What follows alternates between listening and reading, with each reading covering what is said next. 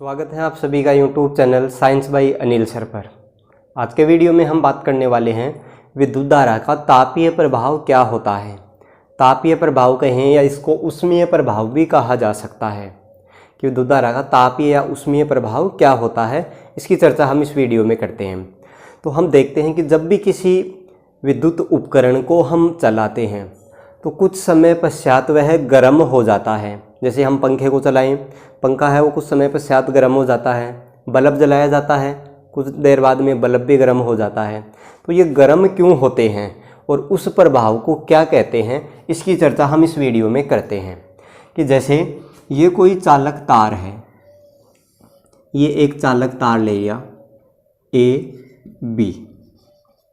अब इस चालक तार को हम परिपथ में जोड़ देते हैं। इस प्रकार से इसको परिपथ में जोड़ रखा है। ये बैटरी प्लस और माइनस, ये इसके दो सिरे हो गए तथा ये स्विच लगा देते हैं। इनको जोड़ के ये परिपथ पूरा कर दिया। ये है वो चालक तार जो बिंदु A व B के मध्य लगा हुआ है। अब जब इस स्विच को हम ऑन करते हैं, स्विच को ऑन करने पे इस बैटरी में जो रासायनिक ऊर्जा संचित होती है वह गतिज ऊर्जा में परिवर्तित होती है। यानी यहाँ से आवेश गति करता हुआ जब बिंदु B तक आएगा और B के बाद वह आवेश जब इस चालक तार में प्रवेश करेगा तो इस चालक तार में स्थित जो परमाणु हैं उन परमाणुओं की इन इलेक्ट्रॉनों से टक्कर होती है और उस टक्कर के कारण ये जो इलेक्ट्रॉन थे इनकी गतिज ऊर्जा में कुछ कमी आती है।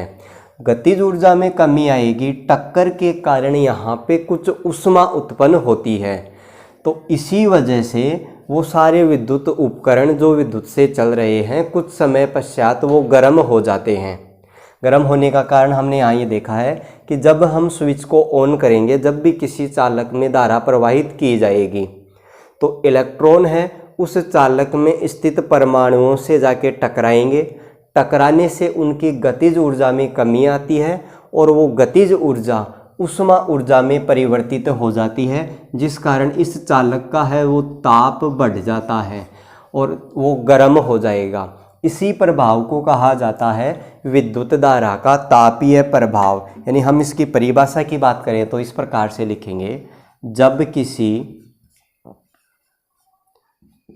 किसी चालक तार में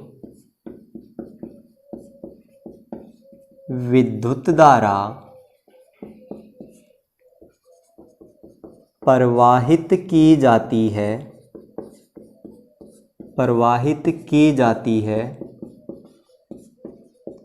तो वह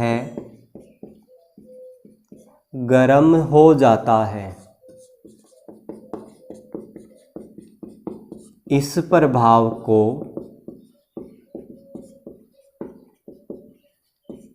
विद्युत धारा का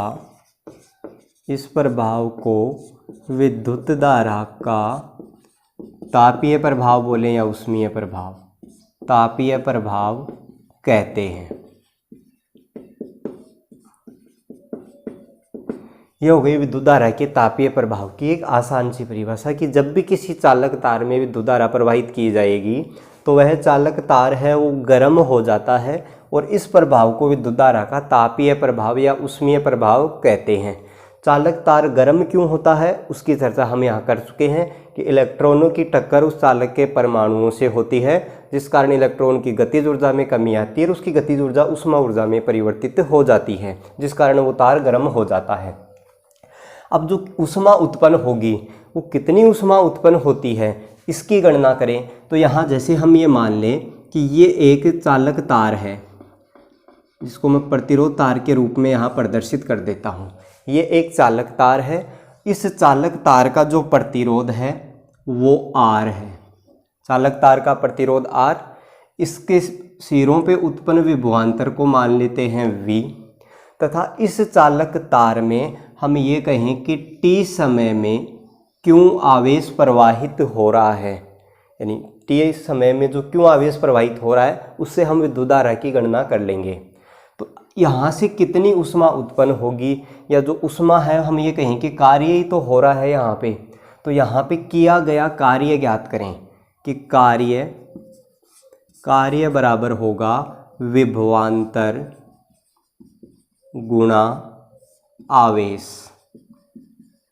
कार्य बराबर हो जाएगा विभवांतर गुणा आवेश कि चालक तार जिसका प्रतिरोध R था, सिरों पे उत्पन्न विभवांतर V है, इससे t समय में क्यों आवेश प्रवाहित हो रहा है, तो हम किया गया कार्य निकालें। तो कार्य बराबर विभवांतर गुणा आवेश, कार्य को दर्शाएंगे V से, W से, कार्य को यहाँ दर्शाया जाएगा W से, विभवांतर को दर्शाएंगे V से, तथा आवेश को दर्शाया जाता है Q से। तो W बराबर हो जाएगा VQ। अब हम जानते हैं कि सबसे पहले हमने यह विद्युत धारा के लिए पढ़ा था, I बराबर होता है Q/T। I बराबर Q/T होगा, तो यहाँ से Q बराबर क्या हो जाएगा, Q बराबर हो जाएगा IT। ये मान यहाँ हम इस Q की जगह रख दें तो W बराबर ये निकल के आएगा V, Q की जगह मान रखें IT, W बराबर VIT। IT कहाँ से आया, आवेशों के प्रवाह की दर को विद्युत धारा कहते हैं। t समय में क्यों आवेश प्रवाहित हो रहा था, तो हमने यहाँ विद्युत धारा की गणना कर ली I। क्यों बराबर हो जाएगा IT, क्यों की जगह हमने लिख दिया IT। इसके बाद आगे की बात करते हैं कि ये जो W है, यहाँ जो V है, इस V का मान रखें। ओम का नियम हम जानते हैं, V समानुपाती होता है I, और समानुपाती को हटाएं तो स्थिरांक लगेगा V बराबर IR।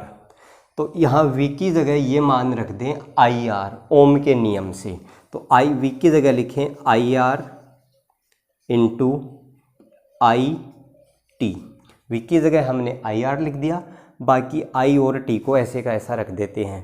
W बराबर I को I से गुणा करेंगे, ये हो जाएगा I² R और ये T।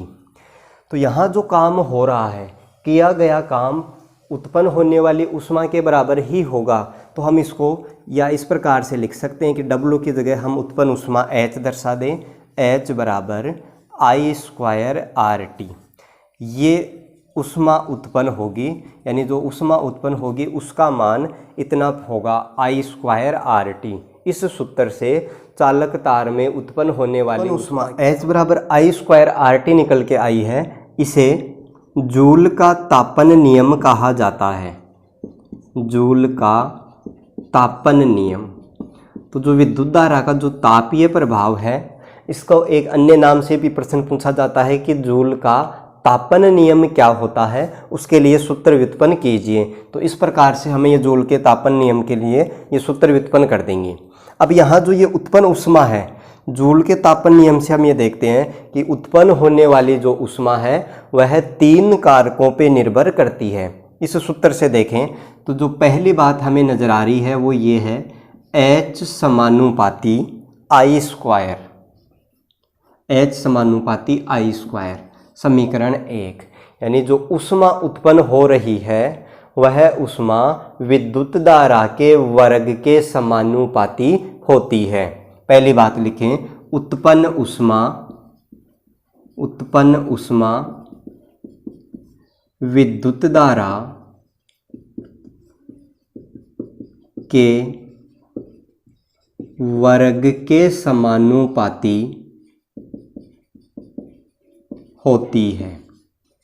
उत्पन्न ऊष्मा विद्युत धारा के वर्ग के समानुपाती होती है। यानी हम जब इस चालक तार में विद्युत धारा के मान को जितना बढ़ाएंगे, उत्पन्न होने वाली ऊष्मा है वो भी बढ़ेगी, और जब इस विद्युत धारा के मान को कम करेंगे, उत्पन्न होने वाली ऊष्मा की मात्रा है वो कम हो जाती है। दूसरी बात देखें, जो उत्पन्न ऊष्मा है यहाँ से H समानुपाती R, दूसरा ये होगा H समानुपाती R, अर्थात उस उत्पन्न ऊष्मा इस चालक तार के प्रतिरोध के समानुपाती होती है। शॉर्ट में यानी कि उत्पन्न ऊष्मा प्रतिरोध के समानुपाती होती है। चालक तार का प्रतिरोध जितना कम होगा उससे उत्पन्न होने वाली ऊष्मा भी उतनी ही कम होगी, क्योंकि धारा का प्रवाह आसानी से हो जाएगा। ऊष्मा कब उत्पन्न होती है? जब चालक तार का प्रतिरोध ज़्यादा होता है तो उसमें आवेश का प्रवाह नहीं हो पाता, जिस कारण ऊष्मा उत्पन्न होती है। तो जब चालक तार का प्रतिरोध कम होगा, विद्युत धारा उसमें आसानी से प्रवाहित होगी, तो उत्पन्न ऊष्मा है वो कम होगी। तो उत्पन्न ऊष्मा प्रतिरोध के समानुपाती है, अर्थात प्रतिरोध कम होगा तो ऊष्मा भी कम उत्पन्न होगी, और चालक तार का प्रतिरोध जितना ज़्यादा होगा उससे उत्पन्न होने वाली ऊष्मा का मान भी उतना ही ज़्यादा होगा। तीसरी बात करें, उत्पन्न ऊष्मा और कौन से कारक पे निर्भर करती है? H समानुपाती T, H समानुपाती T, यानी उत्पन्न ऊष्मा समय के समानुपाती होती है, समय के समानुपाती। अब हम बात करें कि कौन से समय के? जितने समय के लिए इस चालक तार में विद्युत धारा प्रवाहित होगी उतने समय के लिए ही वहाँ से ऊष्मा उत्पन्न होगी। जैसे ही हम स्विच को बंद कर देते हैं, अर्थात इस चालक में विद्युत धारा के प्रवाह को बंद करेंगे, उससे उत्पन्न होने वाली ऊष्मा भी उसी समय बंद हो जाएगी। तो ये तीसरा कारक था जिन पे उत्पन्न होने वाली ऊष्मा है वो निर्भर करती है। जूल का तापन नियम क्या होता है? एक सीधा सा सूत्र है, H बराबर I² RT। यहाँ से हम बता सकते हैं उत्पन्न ऊष्मा 3 कारकों पे निर्भर करती है, H समानुपाती I², H समानुपाती R और H समानुपाती T। ये था जूल का तापन नियम। अब यहाँ एक लास्ट हम छोटी सी बात करें कि जो विद्युत धारा का जो तापीय प्रभाव है, इस तापीय प्रभाव पे कौन कौन से उपकरण काम करते हैं। तो उदाहरण देखें, हम बात कर सकते हैं विद्युत हीटर की। विद्युत हीटर विद्युत धारा के ऊष्मीय प्रभाव पे काम करता है। विद्युत इस्त्री, विद्युत इस्त्री, गीजर, विद्युत टोस्टर, ये सारे के सारे उपकरण हैं वो विद्युत धारा के ऊष्मीय या तापीय प्रभाव पर आधारित होते हैं। तो ये था आज का टॉपिक, विद्युत धारा का ऊष्मीय या तापीय प्रभाव। अब इससे संबंधित हम एक आंकी क्वेश्चन को भी हल करके देखते हैं। जैसे प्रश्न है, 10 ओम प्रतिरोध की किसी चालक तार में 2 सेकंड में 5 एम्पीयर की विद्युत धारा प्रवाहित होती है, तो उत्पन्न ऊष्मा की गणना कीजिए। यहाँ हमें ऊष्मा ज्ञात करनी है। उत्पन्न ऊष्मा के लिए हमने सूत्र देखा है, H बराबर I² RT होता है, H बराबर I² RT। तो यहाँ हम इसमें मान रख दें I विद्युत धारा है यहाँ 5 एम्पीयर, तो 5 का स्क्वायर है, यानी हम यहाँ लिखे 5 का स्क्वायर गुणा R का मान है 10 ओम, और T समय हमें दे रखा है 2 सेकंड। इसको हल करें तो 5 का वर्ग होता है 25 इंटू 10 इंटू यहाँ हो जाएगा 2। 25 को 10 से गुणा करेंगे तो ये होता है 250। 250 को 2 से गुणा करें तो ये हो जाएगा 500। और ऊष्मा का या ऊर्जा का जो मात्रक है वह जूल होता है। ऊर्जा का मात्रक जूल होता है। हम जानते हैं कि ऊष्मा भी एक प्रकार की ऊर्जा ही होती है, तो यहाँ जो उत्पन्न ऊष्मा है वो 500 जूल होगी। इसी प्रकार कोई अन्य क्वेश्चन देखें कि जिसमें हमें विद्युत धारा न दे और आवेश और समय दे दे, तो भी हम विद्युत धारा ज्ञात कर सकते हैं, क्योंकि हम जानते हैं कि I बराबर Q/T होता है। तो विद्युत धारा अलग अलग प्रकार से अगर हमें नहीं दे रखी है, जो भी हमें 2 मान दिए होंगे उनसे हम विद्युत धारा ज्ञात कर सकते हैं।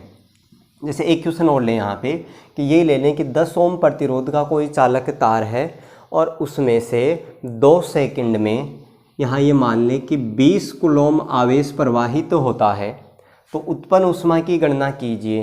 तो यहाँ हम सूत्र तो वही लगाएंगे, H बराबर I² RT। अब यहाँ I हमें नहीं दे रखा, हमें दे रखा है 20 कूलम आवेश को प्रवाहित होने में 2 सेकंड का समय लगता है। हमने ये पढ़ा है कि I बराबर होता है Q/T। Q हमें दे रखा है 20 कूलम और T यहाँ दे रखा है 2। इसमें इसका भाग देंगे तो यहाँ I है वो 10 एम्पियर निकल के सामने आएगी। तो जब हमें I ने दे रखा हो, कूलम में दे रखा हो और उसको प्रवाहित होने में समय दे रखा हो, तो इस प्रकार से इस सूत्र से हम I ज्ञात कर सकते हैं। अब एक बार जब I ज्ञात हो गई, इसका मान हम यहाँ समीकरण में रख देंगे। I हमने ज्ञात कर ली, ये है 10, तो 10 का स्क्वायर यानी 10 इंटू 10 लिख दूँ। प्रतिरोध भी यहाँ 10 ही है और समय है वो 2 सेकंड। इसको इससे गुणा करें, 10 को 10 से गुणा करेंगे 100, 100 को 10 से गुणा करेंगे 1000 और 1000 को 2 से गुणा करेंगे तो ये हो जाएगा 2000 जूल। उत्पन्न ऊष्मा 2000 जूल होगी। तो ये था विद्युत धारा का तापीय या ऊष्मीय प्रभाव तथा उससे संबंधित कुछ आंकिक क्वेश्चन। धन्यवाद।